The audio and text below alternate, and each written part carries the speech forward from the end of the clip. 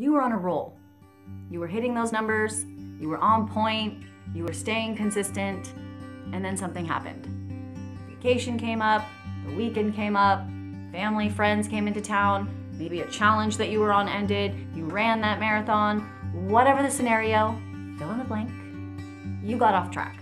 You went on an eating frenzy, you're on a binge, and you need to get yourself back on track. So watch this video to the end, and I'm gonna give you the do's and don'ts on how to get back on track after you've been on a hiatus, after you've been on a binge.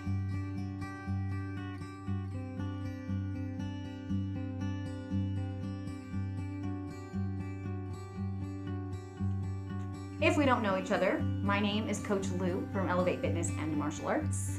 And today I want to give you some really meaningful tips to help you get back on track. But before we start, make sure you hit that subscribe button, because when it comes to mindset, nutrition, and fitness, we're always going to offer some valuable tips that you can implement into your life. So by subscribing, you're going to stay updated on all of those so that you can be on track and live your best life.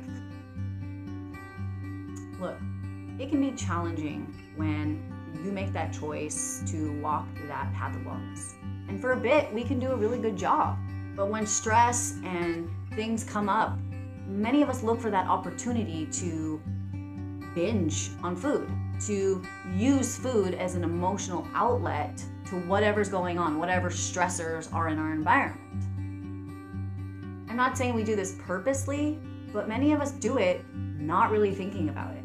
We are just acting out basically what we're hardwired to do, what we've always done consistently. So that's why, when life is stressful and you're, just getting home from a long day of whatever you're going through in your life, it's easier to just say, screw it.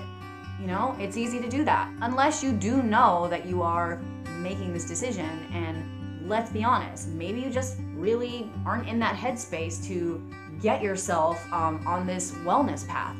But no matter what, you have got to get clear. You have to start seeing your patterns, seeing what you're doing on a consistent basis, and being willing to recognize that and face it and confront it. Because how many times are you gonna keep doing this cycle over and over and over again, to where you're doing really, really good, you hit those numbers, and then boom, you're right back on that binge again. You're right back where you started.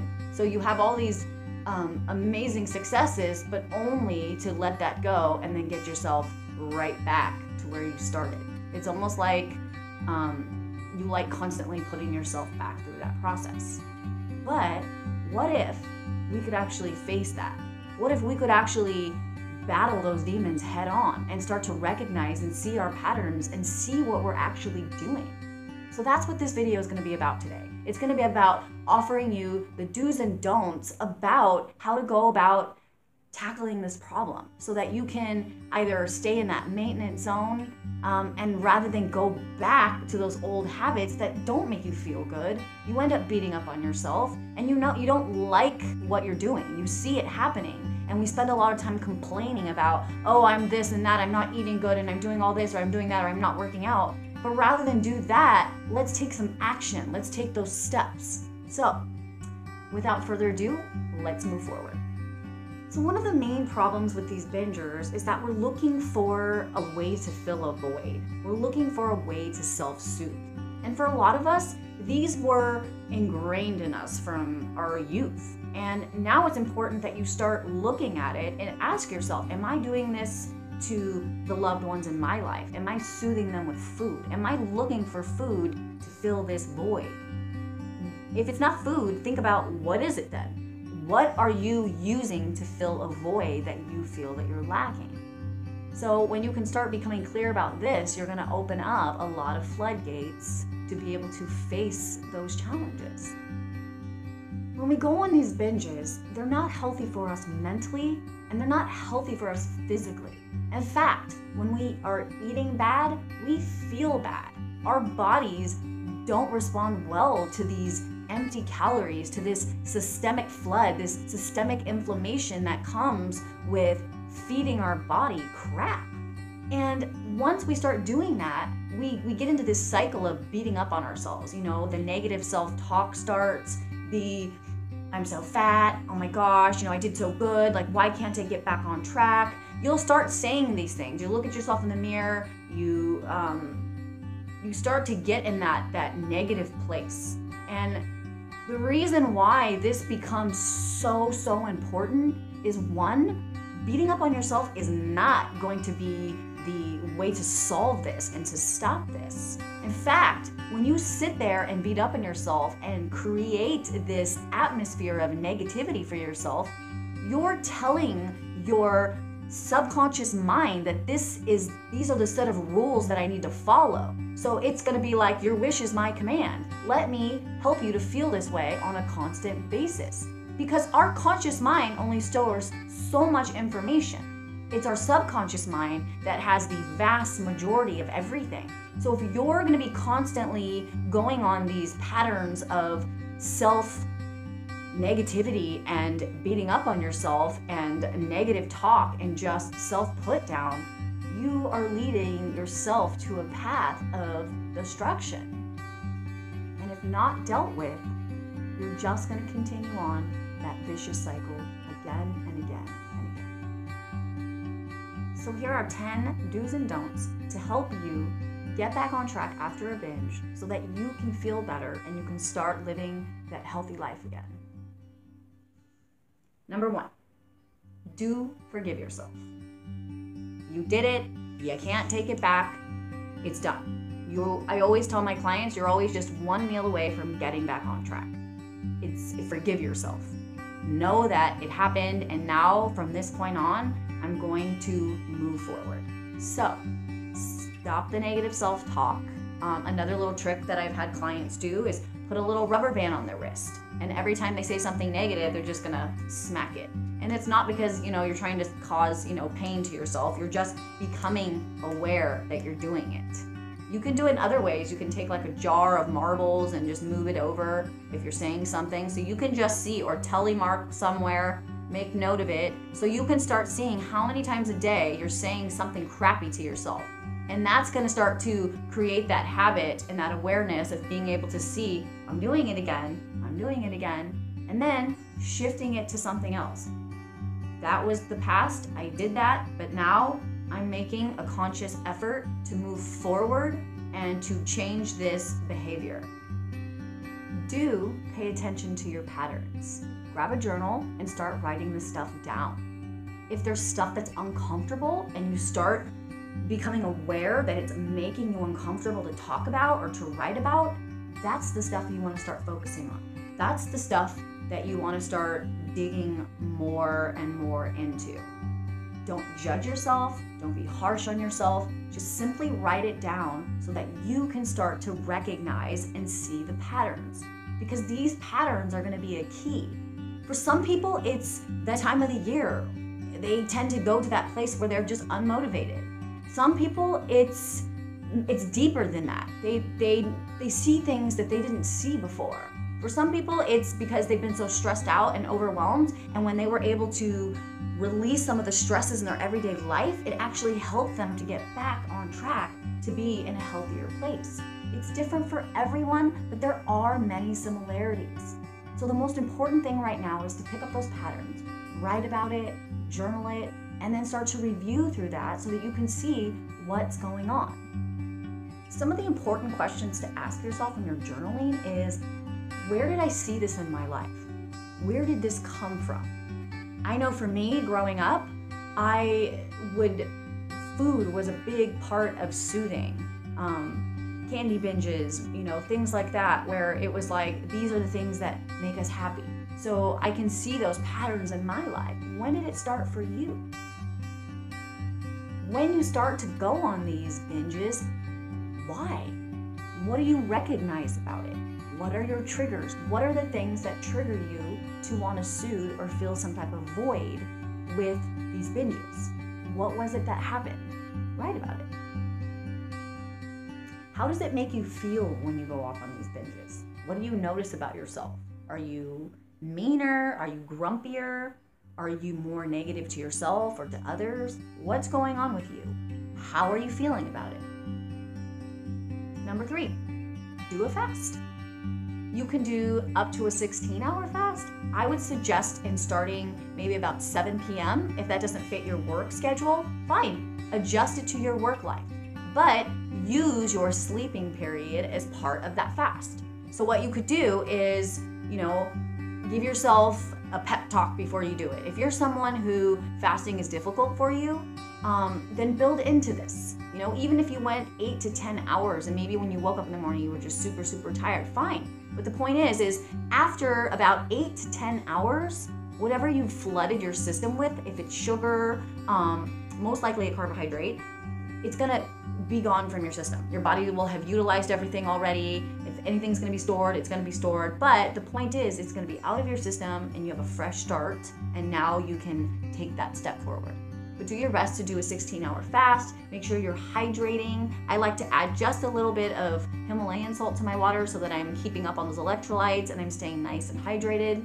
But once again, if a fast is hard for you, just do what you can and just build into it. Try to maybe quit eating at whatever time you get home, have a sensible dinner, and then move forward from there. Number 4, do work out. Get active. Go outside. If you're starting to feel hungry, because after a binge, your body's actually going to be sending chemicals out, cravings. It's going to tell you, feed me. It's addicted to all of those preservatives, extra additives. It's addicted to the sugar. It's addicted to the spike. It's addicted to everything. So it's going to tell you, give me more, give me more. So what you'll need to do is try to find ways to kind of keep yourself occupied. Work out, because it's going to produce those hormones that are going to make you feel good. They're going to make you happy. It's always difficult to get there in the beginning, but once you do, you're going to feel much better. If it's on an elliptical, if it's getting onto a treadmill, maybe go take a class, ask a buddy to go for a walk with you, put on a workout video, do it at home, something. Just know that doing something is better than doing nothing. Number 5, do plan and prepare some meals. Be clear on what you're going to do. Make sure you have a nutrition plan in play and that you've dedicated some time so that you can plan and prepare. If you feel that you're not really sure, you're not really clear, we have lots and lots of free tools to kind of help you get on track that way. Another thing you can do is, if time is difficult for you, go to a grocery store that offers, I know Oliver's offers something, I'm not really sure what's in your area, but look into healthy meals that are already pre-planned for you. I would stick to about 3 meals a day, really limit how much you're snacking, because snacking can lead to, oh, I could just have one. But if you're a person that you know that if you give yourself a little bit of leeway, you're going to be off on another binge, then stop that before it even happens. Another thing is, try not to go to the grocery store when you're really hungry, because you're going to be more likely to grab things that you know you shouldn't be having. I'm going to add the link to another video, and it's called How to Stick to Your Nutrition Plan. And that's a really helpful one as well, because it gives you lots of tips to stay on track. Other videos that I can even add to the link are how to stay motivated, things like that, just to give you further information to help you keep moving forward so that you don't keep this cycle of that binge. Number 6, do drink some apple cider vinegar. I know, sounds gross, right? Maybe it doesn't. I used to think, ugh, that sounds really gross, but what I'll do is I'll take about a tablespoon of it and I'll add about a half a cup of water, mix it up, close my eyes, drink it, done. I like to have it first thing in the morning. Some people like to have it right after a really higher carb meal, but what it does is it helps with systemic inflammation, it helps with your digestive system, it helps with just your chemistry and your makeup. So it also helps to lower an insulin spike. Number 7, talk to someone who inspires you and motivates you. Sometimes a good little pep talk is really all that you need to kind of get yourself on track. Surrounding yourself with people who motivate you, inspire you, and hold you accountable is something super, super helpful. If you don't have that, find that. Get out there, get out of your comfort zone, and find people that are going to push you, that are going to motivate you. Number 8, don't step on the scale.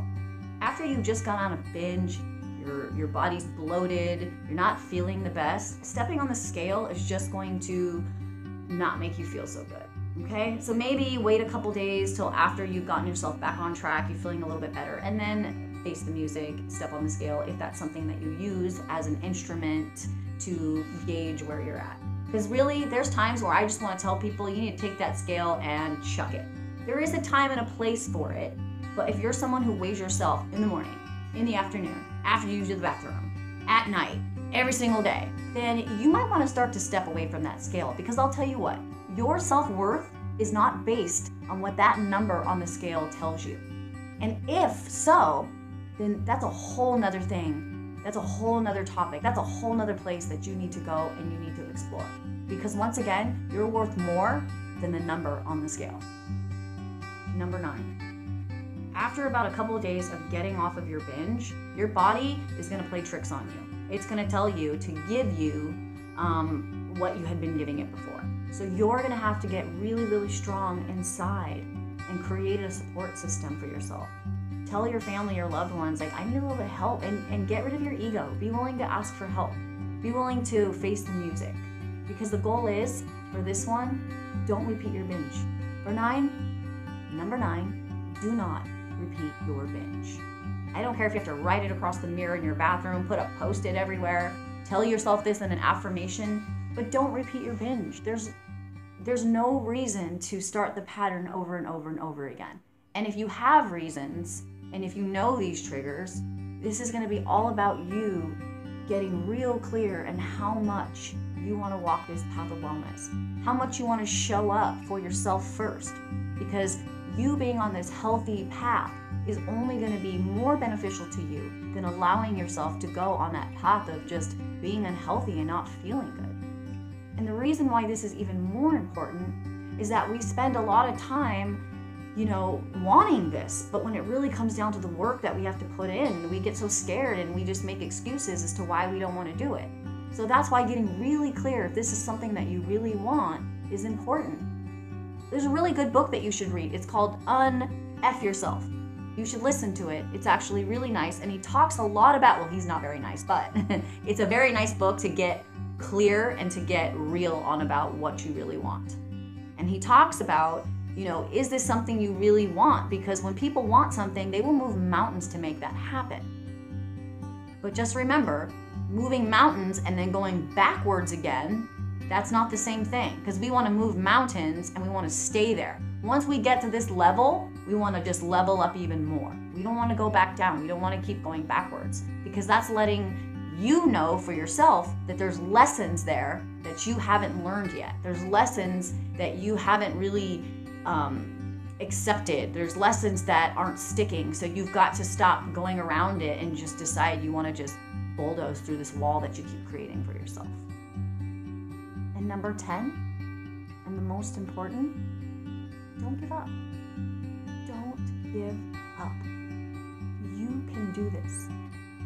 You may not believe it in the beginning, but the more you say it and the more conviction you say it with, the more you repeat it, the more you say it constantly, you will believe it. Don't give up, because you're worth it. You are worth it.